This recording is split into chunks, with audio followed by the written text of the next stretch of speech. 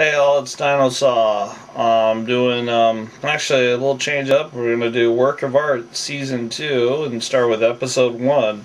About an hour long episode. Standard introduction. Just overall, these art shows are interesting. It does give some cultural aspects, but it's something where you see really weak artists and then really good artists, and of course you have the art majority saying, you know, what they think is good and what they don't. And really, art is subjective, and there was a lot of interesting characters here, and I have them all written down here because there's a lot. First, there's I believe a person, Kiman, from North Carolina. She's pretty nice. Then there's a guy called, his name is Morgan, but he goes by the alias as Sucklord. And he's done like a lot of toy stuff. I think he's personally ripping off either he ripped off Robot Chicken or Robot Chicken ripped him off, because he does all this stuff where he takes like Star Wars action figures and makes them like totally different than what they are and stuff. And supposedly, according to Simeon, the guy, he says he's auctioned some of his stuff. So Sucklord has an edge, but I think he could have just picked a better name, but oh well, whatever. I think he's maybe in a way just a glorified nerd on that. Then there's Dusty, art teacher from Arkansas, which gives the rough factor to it. I guess last season we had the other guy, the really rough guy, but this guy's it. Then we had Hugo from Paris. This guy was a abstract artist that was just really, really good, and he says he thinks he would be really good. Then there's I believe it's Jameen or Jasmine, which she's like quotes that she's coming from hippie culture, and that's what she is. Then there's Lola, who's a sculpture. Then there's Catherine. She actually focused on human remains, and she studied, like her quote, I study history of dissection. Okay. She must be fun on a Saturday night. And then there's Leon, which was born deaf and from Malaysia. I give this guy props. He grew up in Malaysia, and in some of those cultures down there, it's really tough to find job, work, or anything, because they think you're deaf and you're subculture, and they don't want anything to do with you. Yet he got all the way to New York, so congrats to him. Then there's Twos from Chicago. It's spelled T-E-W-Z, Twos.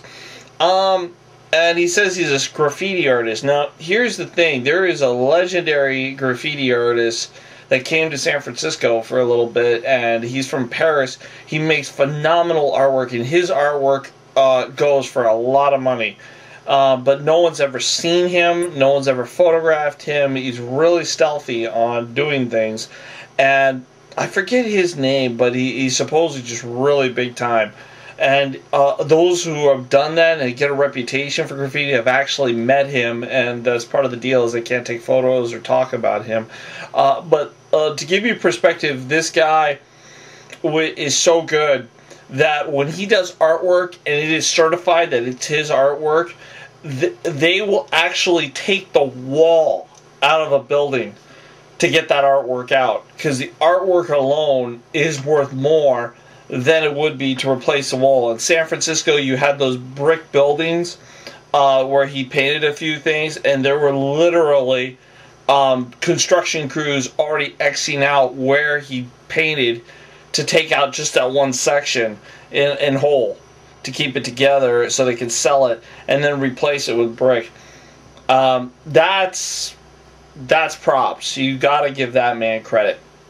If you're that good and people are cutting holes in their buildings to sell your artwork, wow. That, if you ever owned a building in San Francisco and that guy, the smartest thing you do is either sell the building with the artwork in it or cut it out before somebody paints it over. It's serious stuff. It's a lot of big money. Those graffiti artists, some of them are starting to make a lot of money now, but they get their culture and everything from the streets. That's where they learn, but some are just naturally good. Then there's Michelle. She's like social, shy. She's kind of kind of looks like a Mary-Kate Olsen kind of thing. It's something about her, a little creepy, but she seems nice. Then there's Sarah's. They say is like perky.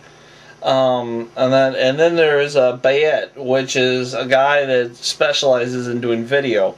So actually, in all actuality, you have abstract sculpturists, you have construction, you have the video, you've got everything here. It's a really good mix of people. Though the contest, the challenge was simply, oh my, did I not turn this thing on? Shit. Okay, there we go. And surprisingly enough, you know, these people came together, did their challenge, and there's not just the challenge, but the challenge was interesting. What they do is they took them into an art museum. It all looks like stuff you could buy in just a general store. Nothing special, nothing outstanding, just kind of half-assed stuff.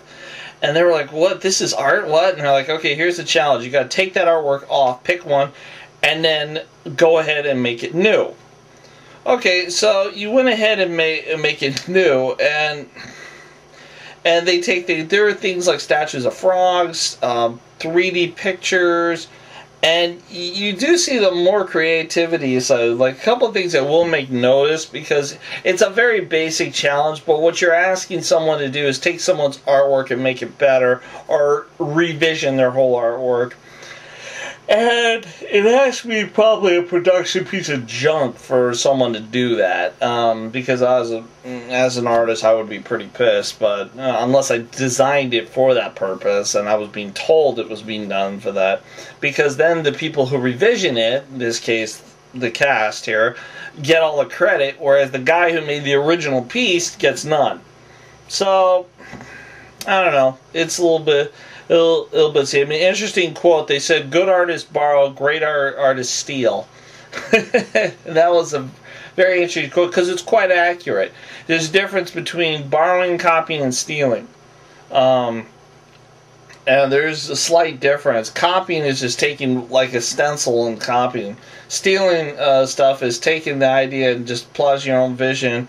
And borrowing just a little thing here. You get the idea. But anyway, they did the whole thing, and they all, of course you have to have all the drama, of course you have to have the drama queen girl, I don't know what to do, I'm losing my mind, I don't want to suck, blah blah blah blah, it's kind of stupid, and Simeon giving everybody advice, and the people, actually, he hammered the one girl, I think it was Jasmine, hammered her kind of hard, because he's like, I don't see what you're doing here, you just got 4 pieces of paper, what the heck, you know, do something. And she finally ended up doing something, which was good. But I will say, overall, in the whole episode, the episode was okay, but the guy they picked eliminated was the wrong guy, and he showed it at the end, where it was the abstract stencil writing, where the guy took the piece of art here and went in and built it, or did his whole thing, and he did it in red, and he did it in stencils and everything. Alright, so here's the thing, they had the whole show, and they said, oh, okay, well, your artwork doesn't work for us. There was like, okay. And this guy's like Paris. This guy's probably like been taught. He's like, oh, by the way, can I take the red film off so before I leave? They're like, sure. He takes the red film off, the jaws just drop. They're like, okay, we were morons. And you could see in the judge's face, like, okay, we were idiots. That guy was actually pretty good. And then the one judge piped up, well, it still didn't do anything for me. Yeah, dude. You just said that because you didn't want to look like a freaking moron, and he went up there and showed you were a moron. You didn't know what you were talking about on that. So beware, never judge book by cover, and he proved it by just taking the film off and the red lines all showed. I couldn't describe for you, it's best you see it for yourself. But anyway, this is Dinosa, this is Work of Art 2, Episode 1. It's just going to it's a quick synopsis because it was a very basic episode, but it had to touch on the cast and crew. Anyway, that's it. I'll talk to you later. Bye.